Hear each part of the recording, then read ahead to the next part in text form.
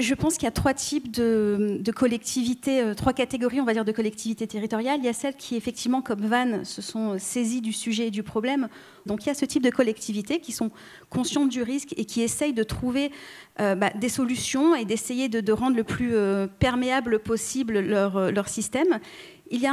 Pour moi, il y a un deuxième type aussi de collectivités territoriales. Ce sont les collectivités qui savent que potentiellement, ça peut-être leur arriver, et qui se disent, on avisera le jour où ça nous arrive, on trouvera une société ou un logiciel ou quelque chose comme ça ne doit pas être très très grave, on verra le jour où ça nous arrive. Et il y a enfin, et j'ai peur et je crains malheureusement que ce soit la majorité, des communes qui ne pensent mais pas du tout que ça peut leur arriver un jour, qui se disent mais pourquoi est-ce qu'on irait attaquer une collectivité territoriale? On n'a rien d'intéressant, on n'est pas un gros groupe financier, on n'est pas une grosse entreprise, donc on ne voit pas pourquoi un jour on nous attaquerait. Donc je pense qu'ils n'ont même pas la notion de ce risque-là, de ce qui peut leur arriver. Et je pense en fait que la première erreur justement en matière de cybersécurité, c'est de penser que les collectivités ne sont pas une cible. Je pense au contraire que c'est la plus belle et la plus facile des cibles pour les hackers.